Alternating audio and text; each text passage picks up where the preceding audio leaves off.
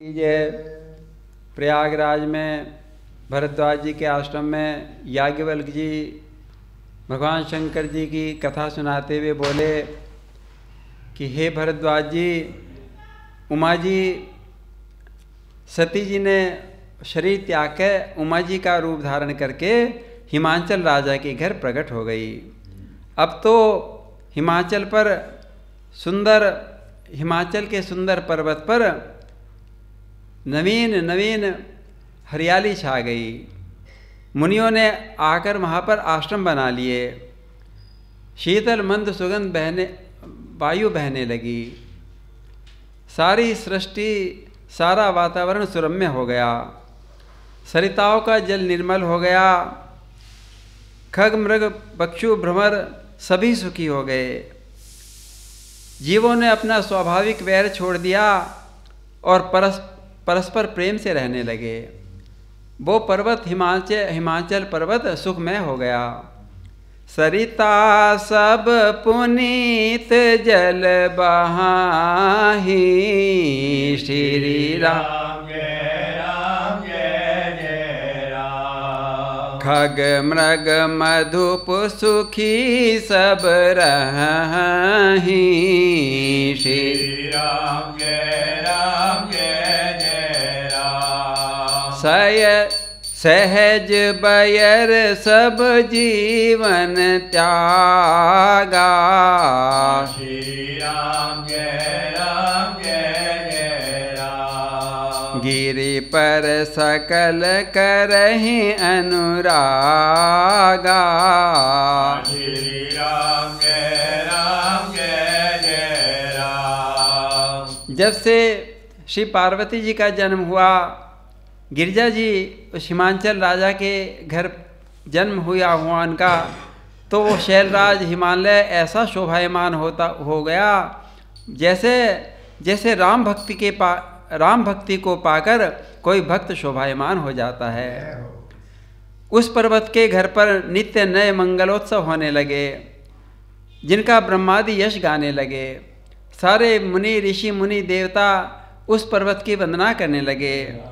शोह शैल गिरिजा ग्रह आए, श्री राम जय जय राम। जिमि जन राम भगति के पाए, श्री राम जय जय राम। नित नूतन मंगल ग्रहतासु, श्री राम जय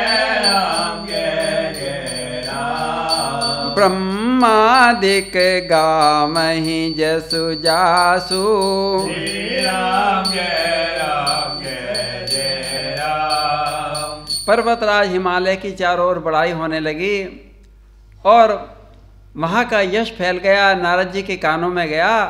नारद जी अपनी वीणा संभालकर दौड़े दौड़े हिमाचल पर्वत पर आ गए और हिमाचल राजा के घर गए। पर्वतराज ने उनका बड़ा आदर किया। उनके चरण धोकर उनको उत्तम सिंहासन पर बैठाया और उनके सामने नतमस्तक हो गए। नारद समाचार सब पाए, श्री राम जय राम। कौतुक ही गिरि गृह सिधाए,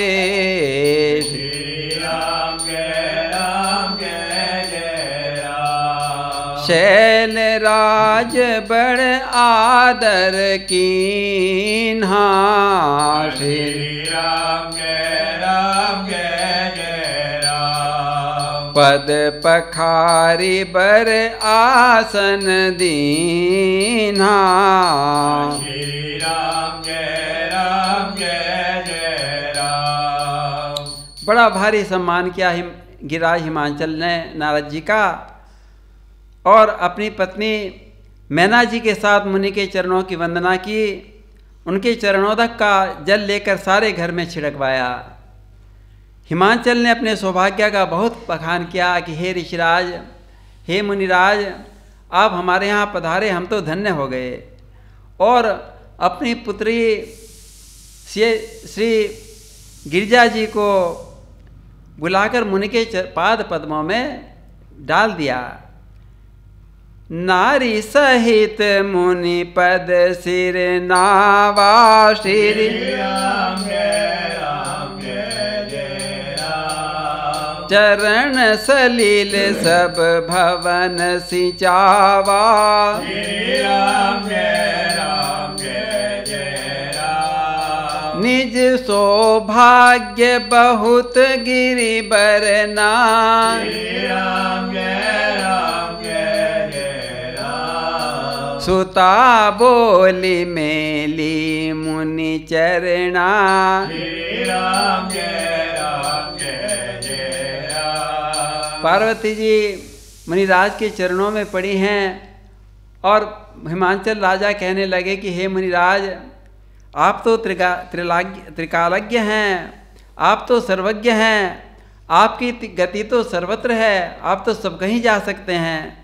ऐसे समर्थ मुनिराज, आप जरा हमारी कन्या का भाग्य तो देखकर बताइए कि इसके भाग्य में क्या गुण दोष हैं। त्रिकालज्ञ सर्वज्ञ तुम, गति सर्वत्र तुम्हारी रामा, गति सर्वत्र तुम्हारी। कहु सुता के दोष गुण, मुनिवर हृदय विचार, सियावर रामचंद्र पद जय शरण। अब नारद जी ने शैलजा उमा जी की तरफ देखा तो देखा ये तो अंबिका भवानी हैं, ये तो जगन्माता हैं। हंसकर कहने लगे मुनिराज नारद जी, हे हिमराज जी, आपकी कन्या तो सभी गुणों से संपन्न है, सारे गुणों की खान है, ये तो स्वभाव से ही सुंदर, सुशील और समझदार है। कह मुनि बिहसी गूढ़ मृदुबानी, श्री राम जय राम जय राम। सुता तुम्हारी सकल गुण खानी, श्री राम जय राम जय जय राम। सुंदर सहज सुशील सयानी, श्री राम जय राम जय जय राम। उमा नाम उमा अंबिका भवानी, श्री राम जय राम जय जय राम। और हिमांचल जी, हे राजा जी, इसके गुणों को और सुनो। तुम्हारी ये कन्या जो है ना, तो सारे ही सुलक्षणों से युक्त है। ये सदा अपने पति की प्यारी रहेंगी, इनका सुहाग सदा अविचल रहेगा, और इससे इनके माता पिता को बड़ा और तुम लोगों को बड़ा सुख मिलेगा। सब लक्षण संपन्न कुमारी, श्री राम जय राम जय जय राम। हो इहि संतत पियहि पियारी, श्री राम जय राम जय जय राम। सदा अचल एहि कर अहि बाता, श्री राम जय राम जय जय राम। एहि तेजस पैहि पितु माता, श्री राम जय राम जय जय राम। और हे राजा जी, हे हिमांचल राजा, तुम्हारी सुता इन गिरिजा जी के हम क्या, इनके गुणों का क्या वर्णन करें। ये तो सारे जगत की पूज्य होंगी, और जो इनकी सेवा करेगा उसे तो सब कुछ मिल जाएगा, कुछ दुर्लभ नहीं रहेगा। संसार में स्त्रियां इनका नाम स्मरण करके अपने पातिव्रत धर्म जैसे कठोर धर्म का पालन करेंगी।